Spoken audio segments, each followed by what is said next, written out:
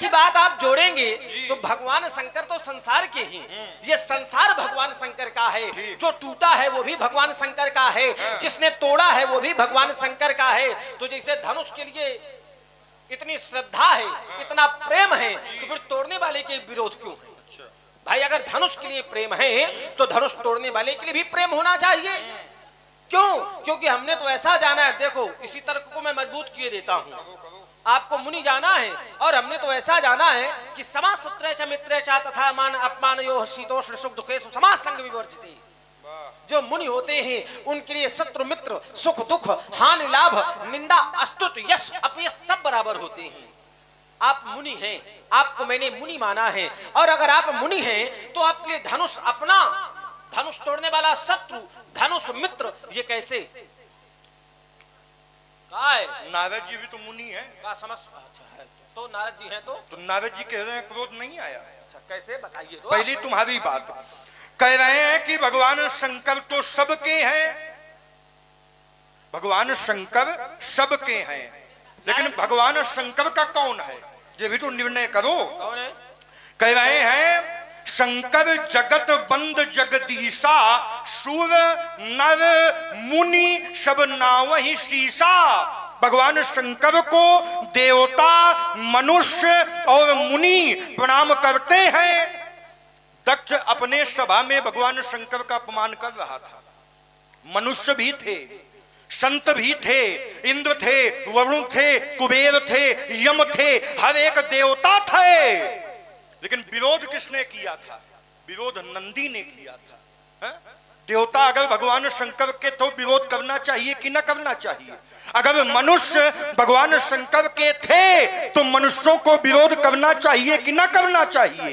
लेकिन वहां देवताओं ने विरोध नहीं किया, वहां पर मुनियों ने विरोध नहीं किया, वहां पर देवताओं ने विरोध नहीं किया, वहां विरोध किया है तो भगवान शंकर के एक गण नंदी ने विरोध किया।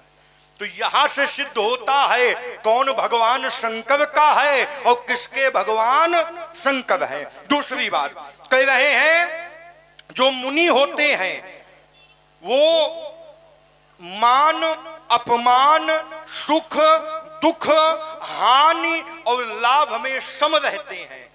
नारद जी मुनि हैं, नारद जी मुनि हैं, तो नारद जी ने क्या क्रोध नहीं किया? नारद जी ने क्रोध किया है? भगवान शंकर के गण को श्राप दिया, संगी भंगी को श्राप दिया। अगर मुनि थे तो भी क्रोध उत्पन्न कैसे हुआ? हो गई बात? हो गई। चलिए आपकी दो बातें हैं, मैं दोनों बातों पर उत्तर किए देता हूं। आपकी पहली बात कि दक्ष के यज्ञ में देवता भी थे, लेकिन वहां पर भगवान शंकर का अपमान हुआ, लेकिन देवताओं ने कोई विरोध नहीं किया। ध्यान दीजिएगा थोड़ी, वहां पर देवताओं ने विरोध नहीं किया। तो जिस समय समाचार जब शंकर पाए वीरभद्र करिकोप पठाए, यज्ञ विध्वंस जाई तिन कीन्हा, तो सकल सुरन विधवत फल दीन्हा। वहां देवता थे, उन्होंने विरोध नहीं किया दक्ष का, तो वहां देवताओं को भी दंडित किया गया था। क्या मिथिला में देवताओं को दंडित किया गया है? विचार करिए, दक्ष की यज्ञ में देवताओं ने भगवान शंकर का अपमान हुआ, लेकिन उन्हें विरोध नहीं किया, तो वहां देवताओं को भी दंडित किया गया था, लेकिन मिथिला में दंडित नहीं किया गया। यहाँ पर देवताओं ने धनुष तोड़ने वाले की आरती उतारी है, यहाँ पर देवताओं ने धनुष तोड़ने वाले की जय जयकार की है, यहाँ पर धनुष तोड़ने वाले की पूजा की गई है। ईमानदारी से बताओ, जिस व्यक्ति की जिस कार्य के करने पर पूजा की जाए, आरती उतारी जाए, जय जयकार किया जाए, वो कार्य अच्छा होता है कि बुरा होता है? पूरी समाज कहती है कि अच्छा। उत्तर ऐसा करो कि समाज कह दे कि नहीं सही है। एक बात। आइए दूसरी बात, बोले नारद जी, अच्छा संसार में दुईठा तो ब्रह्मचारी रहे, एक नारद जी रहे एक ही रहे। चलिए इधर देख के कहो। बोले नारद जी को क्रोध नहीं करना चाहिए क्योंकि नारद जी मुनि हैं, सत्य है, क्रोध नहीं करना चाहिए। अच्छा, नारद जी ने क्रोध किया तो अपनी इच्छा से किया या भगवान के करवाने पर किया? भगवान के करवाने पर किया। देखिए आप बहुत हल्के में ले रहे होगा हमें, हल्के आप वो समझे नहीं रहे हो बात को। हम सोच रहे हैं कहे का थोड़ी देर बने रहो बने रहो, आप मान नहीं रहे तो थोड़ी देर में देखो हम बने। देखो महाराज बेटा, ना परसु दिखेगा ना परशुराम दिखेंगे, दोनों 9-11। ये तुम्हारी कल्पना है, कपोल कल्पित तुम कल्पना करते हो। अब बच्चा लड़का कल्पना तो करवे करिए, क्या करिए तो कल्पनाएं। चलिए नारद जी ने निज इच्छा से क्रोध नहीं किया था। जब भगवान ने देखा कि करुणा निधो मन दीख विचारी, अरे व्यास जी जब आप बैठे तो फिर हम ऐसे काहे बोल रहे हैं? बोले करुणा निधि मन दीखो विचारी, करुणा निधो मन दीखो विचारी, उरो अंकुरे गर्भो तरु। परमात्मा ने देखा हृदय में विचार करके कि नारद जी के मन में तो अभिमान आ गया है। परमात्मा कहते हैं बेगी सुमय बेगी सुमय बेगी सुमय तारी हम उखारी, बेगी सुमय तारी हम उखारी, क्योंकि बनो हमारे सेवक ही तो। परमात्मा कहते हैं कि ये अभिमान मैं नष्ट कर दूंगा, इससे फल क्या होगा? मुनि करे ही तो, मुनि करे ही तो, मुनि करे ही तो ममे को तुको, अवश्य उपाय करब हम सोई। ये भगवान की महिमा थी, ये भगवान की माया थी कि नारद जी उसी मार्ग से सदैव निकलते थे तो नारद जी को कभी कोई नगर नहीं मिला, लेकिन भगवान ने ऐसी माया कर दी कि उस नगर में, उस मार्ग में एक नगर मिला, राजा मिला, राजा की पुत्री मिली। ये परमात्मा की माया थी। आप हैं श्री नरेश सोनी जी और मनीष सोनी जी, ग्राम इटेलिया बाजा से। आपकी ओर से 51 पुष्पमुद्राएं सुंदर संवाद में प्रदान है।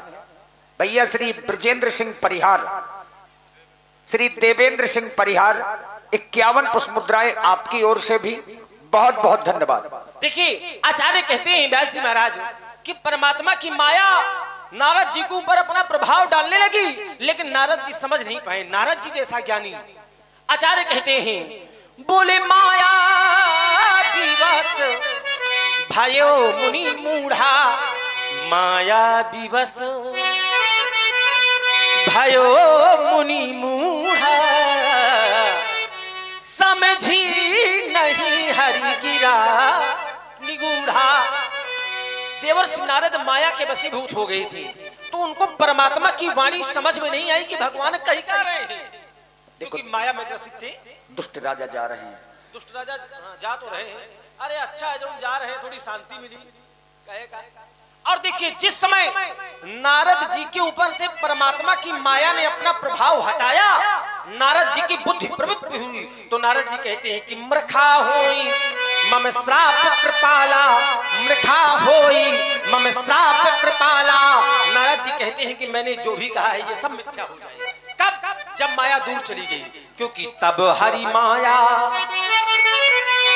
तब हरि माया दूर निवारी, तो नहीं तहां रमा नाराजो, मृखा होई मम श्राप कृपाला, तुम मम इच्छा कह दीनो। आपकी ये वाली बात भी यहाँ से समाप्त होती है।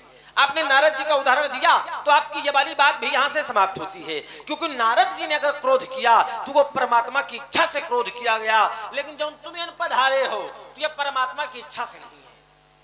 आप जो विरोध कह रहे हो तो यह परमात्मा की इच्छा से नहीं है, यह जबरदस्ती वाला विषय, जबरदस्ती वाला नहीं है। तुमने कहा सकल सुरन विधवत फल दीना, तो वहां सभी देवताओं को कहा दंड मिला? वहां दंड मिला खाली 3 व्यक्तियों को, भग देवता को, पूषा देवता को और बाबा भगु को, तीनों को दंड मिला। भग देवता के नेत्रों को फोड़ दिया गया, उषा पंडित जी के दांतों को तोड़ दिया गया और भगु बाबा की दाढ़ी उखाड़ ली गई। थोड़ी यहाँ बता दो क्या? थोड़ी यहाँ बताते जाओ समाज के कि सुनो तो। हाँ सुनाओ। पहले ये भी थोड़ी बता दो समाज को कि भृगु बाबा को आ रहे हैं। वो सब जानते हैं, बताने की आवश्यकता नहीं है। क्या क्या इधर थोड़ी सी बता दो सबको को आ रहे हैं भृगु बाबा। तो भगवंशी है तो कौन हो अरे जानते हैं। भृगवंशी नहीं, आपके कौन थे ये हमारे बाबा थे। अब देखो, अब रुक जाओ यहीं पर। हाँ रुक गए। बाबा नाती सब उत्पाती रहे। हाथ प्रचाल कहीं का उत्पाती कैसे थे? बाबा दक्ष की यज्ञ में बवाल करवाए थे और नाती यहाँ जनकपुर में बवाल मचाए हैं।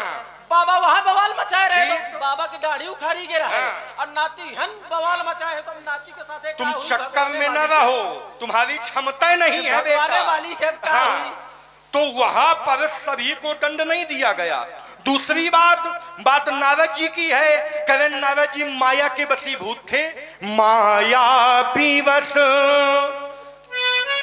भाए मुनि मूढ़ा और समझी नहीं हरि गिरा निगूढ़ा। माया विवश करें नारद जी माया के वशीभूत थे। चलो ठीक है, नारद जी माया के वशीभूत थे। नारद जी ने भगवान से रूप मांगा सुंदर, और भगवान ने क्या बना दिया? अच्छा बंदरे कहे बनाया है? चाहते तो कुछ और बना देते, चाहते तो हाथी बना देते, चाहते तो ऊंट बना देते, चाहते तो सिंह बना देते। अब बंदर का रूप दे दिया। और ईमानदारी से बताइए, प्रातः काल कोई बंदर का नाम लेता है? प्रातः काल कोई वानर का नाम नहीं लेता, क्योंकि कहा भी गया है प्रात ले जो नाम हमारा ते ही दिन ताही न मिलय आहारा। चाहते तो कुछ और बना देते, लेकिन बंदर बना करके। बंदर क्यों बनाया थोड़ी ये भी बताते चलो। अच्छा बताएंगे। बताते चलो, बंदर बनाया तो बनाया क्यों? नहीं, बंदर बना करके उपहास करवाया। नारद जी की हंसी करवाई। ये बताओ कि बंदरे बना के उपहास कराया। और कुछ बनाने में उपहास ना होता का? बंदर में ज्यादा उपहास हुआ। कैसे? क्योंकि बंदर जो होता है कपि चंचल सब ही विधि हीना। जो बंदर होता है उसका भैया मुख देखा है? और सुबह सुबह नाम ले लो तो भोजन की व्यवस्था नहीं। ऐसा नहीं है। फिर कैसा है? एक क्षण। हाँ, आप कहते हैं कि जो भी सुबह सुबह नाम ले लेता है उसको भोजन नहीं मिलता।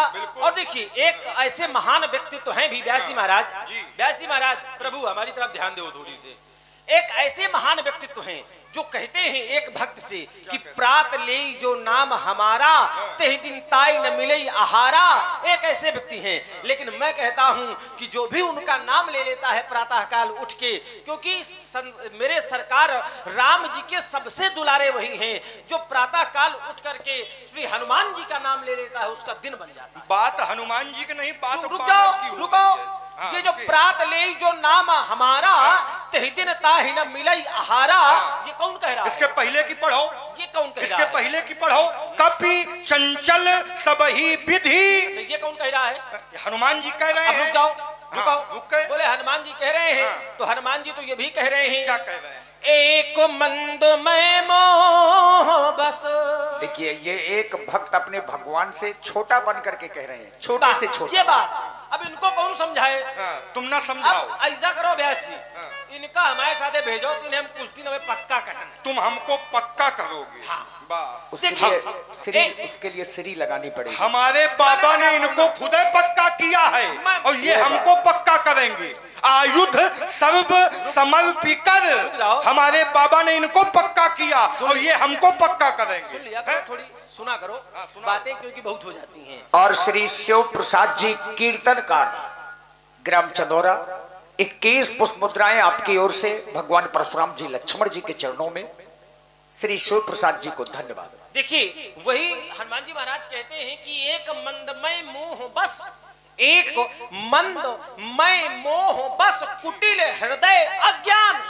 वो कहते हैं कि मैं अज्ञानी हूँ, तो इनके जैसा व्यक्ति हो तो वह सही में कहते हैं कि अज्ञानी है, लेकिन ना, आचार्य कहते हैं कि ज्ञानी नामाग्रगण्यम, ज्ञानियों में भी अग्रगण्य है। तो ये एक भक्त की भावना होती है कि वो अपने को छोटा बना देता है। जैसे कितना छोटा? एक क्षण।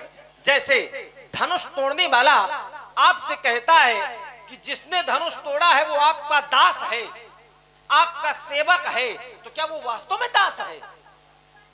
मेरा मानना तो ऐसा है, कैसा है? वो संसार का स्वामी है जो कहता है कि आपका दास, लेकिन वो मेरा दास है। अगर वो ब्रह्म भी होगा फिर भी मेरा दास होगा। एक क्षण आप पहले पूरी बात को सुना तो करिए। नहीं, इसमें पूरा कर ले, क्योंकि ब्रह्म कहता है विप्रा नाम दासोस में हम, वो ब्रह्म कहता है मैं ब्राह्मणों का दास हूँ। धनुष तोड़ने वाला ब्रह्म भी हुआ लेकिन फिर भी वो हमारा दास है। हाँ। परमात्मा तो ये भी कहता है कि अहम भक्त पराधीनो, मैं अपने भक्तों के अधीन हूं। तो क्या भक्त ये मान ले कि परमात्मा हमारे अधीन है? भाई भगवान कहता है कि मैं अपने भक्तों का दास हूं, तो क्या भक्त ये मानेंगे कि भगवान हमारा दास है? ना, भक्तों को तो यही मानना है कि मेरे स्वामी हैं।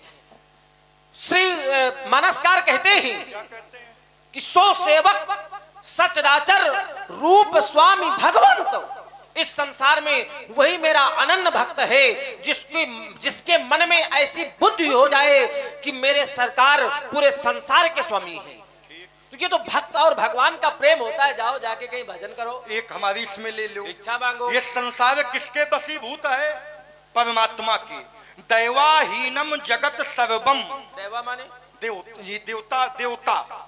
हाँ, आपने कहा कि संसार किसके वशीभूत है? देवताओं के। परमात्मा। अब बात का बदला करो। अच्छा, परमात्मा। चलो ठीक है, परमात्मा। फिर कहा देवता के। हाँ। तो ये देवता के बस में है कि परमात्मा के बस में है? पहले ये बताओ। देखो, अभिष्ट कामनाओं के लिए जब किसी की तपस्या की जाती है तो अभिष्ट कार्यों को देने वाले देवता है। जैसे स्वरूप चाहिए, इंद्र की उपासना करनी पड़ेगी। तेज चाहिए, अग्नि की उपासना करना पड़ेगा। नेत्र ज्योति चाहिए, सूर्य की उपासना करना पड़ेगा। तो दैवाधीनम जगत सर्वम, देवताओं के अधीन सारा संसार है, लेकिन मंत्राधीनम च देवता, वही देवता मंत्र के अधीन है। ते मंत्रा ब्राह्मणाधीनम, वही मंत्र ब्राह्मण के अधीन है। तस्माद ब्राह्मण देवता, इसलिए ब्राह्मण संसार में पूजनीय देखो है। आपकी इस बात को मैं अपनी एक अर्धाली से काटे देता हूँ, ध्यान दीजिएगा। आपने कहा कि देवाधीनम जगत सर्वम, ये सारा संसार देवताओं के अधीन है, लेकिन मैं कहता हूं ना, परमात्मा कहते हैं, व्यास जी महाराज परमात्मा कहते हैं, ध्यान दीजिएगा, परशुराम जी कहते हैं कि ये संसार देवताओं के अधीन है, लेकिन मैं कहता हूं कि ऐसा नहीं है। परमात्मा स्वयं कहते हैं, बोले अखिले विश्व यह मोर उपाया, अखिल विश्व यह मोर उपाया, सब परे मोर बराबर दाया। परमात्मा स्वयं कहते हैं कि ये सब मेरा है, ये सब मैंने बनाया है। सब मम प्रिय, सब मम उपजाए। किसके? देवतन के कि परमात्मा के? सब मम प्रिय सब मम उपजाए, पर सब ते अधिक मनुज मोहि। ऐसा उत्तर करो। यहाँ भी भेद है। तीन माँ तुझ महा श्रुतिधारी, तीन महा निगम नेति अनुहारी। परमात्मा को सभी प्रिय है, सभी उत्पन्न है, लेकिन उसमें भी ब्राह्मण प्रिय है। ब्राह्मण में वेद पाठी ब्राह्मण, और सबसे प्रिय परमात्मा को दास प्रिय है। तो अंतर नहीं हो गया। अगर परमात्मा को सभी प्रिय हैं तो देवताओं को बचाते हैं, दैत्यों को मार देते हैं, ऐसा क्यों? जब सभी प्रिय हैं तो देवताओं की भी रक्षा करें और दैत्यों की भी रक्षा करें। एक को बचाते हैं, एक को मारते हैं, एक को उबारते हैं, एक को नष्ट कर देते हैं, तो समदर्शिता कैसी फिर? यहाँ समस्या उत्पन्न हो जाएगी। अच्छा, आपने देखिए, यद्यपि कुछ बातें मैं आपकी सुन पाया, तो बोले एक को बचाते हैं, एक को मारते हैं, तो समदर्शिता कैसे? आप शायद समदर्शन और समवर्तन नहीं जानते हैं। इसलिए कहता हूं कि आपको भी हमसे कुछ लेने की आवश्यकता है। चलो, परमात्मा समदर्शी तो है, परमात्मा समदर्शी तो है। समदर्शी माने सबको एक समान देखते हैं, ठीक, सबको एक समान देखते हैं, लेकिन समवर्ती नहीं है। सबको एक समान देखते तो हैं, लेकिन व्यवहार सबके साथ एक जैसा नहीं करते हैं। जैसे आचार्य कहते हैं कि एक पिता के कई पुत्र होते हैं, कोई पंडित है, कोई ज्ञानी है, कोई तपस्वी है, कोई वीर है, कोई योद्धा है, बहुत पुत्र हैं। पिता को सभी पुत्र प्रिय हैं, लेकिन सबसे ज्यादा व्यवहार सम नहीं है। सब प्रिय हैं, सब मम प्रिय, सब प्रिय हैं, लेकिन जब व्यवहार की बात आएगी तो पिता को वही पुत्र सबसे ज्यादा प्रिय होता है जो पिता का सेवक होता है। ध्यान दीजिएगा, पिता को वही पुत्र सबसे ज्यादा प्रिय होगा जो पिता का सेवक होता है। उसी प्रकार परमात्मा कहते हैं कि प्रिय तो सभी है, क्योंकि सब मेरे उत्पन्न किए हुए हैं, लेकिन इनमें भी भेद है। ज्यादा प्रिय मुझको मेरा सेवक है। क्यों? सेवक से भी अधिक मुझको मेरा दास प्रिय है। क्यों? क्योंकि उस दास को मेरे अलावा किसी का भरोसा नहीं है, किसी से कोई आस नहीं है। इसलिए परमात्मा दर्शन तो सम करते हैं, लेकिन वर्तन नहीं सम करते हैं। सम दर्शन माने सबको एक बराबर देखना, और समवर्तन माने एक बराबर व्यवहार करना। तो एक बराबर देखा तो जा सकता है, लेकिन एक बराबर व्यवहार नहीं किया जा सकता। जैसे कैसे? आपने कहा कि सहस बाहु समसो रिप मोरा। ध्यान दीजिएगा, आप की बात थी, धनुष तोड़ने वाला आपका सहस्त्र बाहु के समान वैरी है, ऐसा कहा तो जा सकता है, ऐसा देखा तो जा सकता है, लेकिन जब व्यवहार करने का समय आएगा तो क्या जो व्यवहार आपने सहस्त्र बाहु के साथ किया था, क्या वही व्यवहार आप धनुष तोड़ने वाले के साथ में करेंगे? विचार करिए। जो व्यवहार परशुराम जी ने सहस्त्रबाहु अर्जुन के साथ में किया था, क्या वही व्यवहार परशुराम जी महाराज धनुष तोड़ने वाले के साथ में कर पाएंगे? उत्तर मिला नहीं। कैसे? क्योंकि समदर्शन तो हो सकता है, समदर्शन हो सकता है, लेकिन समवर्तन नहीं हो सकता है। यही अंतर है। जब कार्य एक से है तो क्या दंड एक सा नहीं होगा? कार्य एक से जैसे, क्योंकि शास्त्र कहते हैं गीता गंगा च गायत्री गोविंदम गुरुस्तथा एतानि कृत पापानि समम पापम विधीयते। गीता का अपराध करने वाला, गंगा का अपराध करने वाला, गाय का अपराध करने वाला, गायत्री का अपराध करने वाला, गोविंद का अपराध करने वाला, समम पापम विधीयते, ये एक समान के अपराधी होते हैं। सहस्त्राबाहु ने गाय का अपराध किया था, हमारे आश्रम से बलात् गाय का अपहरण किया था, और धनुष तोड़ने वाले ने गुरुदेव का अपराध किया है, तो क्या व्यवहार सम नहीं होगा? बात अभी बनी नहीं। बनी नहीं ना, ना, ना। तो कैसे बनेगी बात? आप कहते हैं कि सहस्त्रबाहु ने गाय का अपराध किया था, मान लिया जाएगा, ठीक, लेकिन धनुष तोड़ने वाले ने गुरु का अपराध किया है, ये नहीं बात बनेगी। कैसे नहीं बनेगी? ना, इसलिए नहीं बनेगी क्योंकि धनुष तोड़ने वाले ने गुरु के सम्मान के लिए धनुष को तोड़ा तो है, लेकिन गुरु का अपमान नहीं किया है। इस पर सुधार करने की, नहीं तो महाराज आप ऐसा करो, समाज ना मेरी मानेगी ना आपकी मानेगी, समाज शास्त्र की मानेगी। आपका हमारा झगड़ा शास्त्र का है, आपका हमारा विवाद शास्त्र का है, बिल्कुल। तो आप शास्त्र से इस बात को प्रमाणित कर दो कि धनुष तोड़ने वाले ने गुरु का अपमान किया है, मैं हाथ उठा करके स्वीकार कर लूंगा। अच्छा। लेकिन आप शास्त्र से इस बात को प्रमाणित कर दो कि धनुष तोड़ने वाले ने धनुष को तोड़ करके गुरु का अपमान किया है। अच्छा, धनुष तोड़ने वाले ने धनुष को तोड़ा है, तो तोड़कर कहां फेंका है?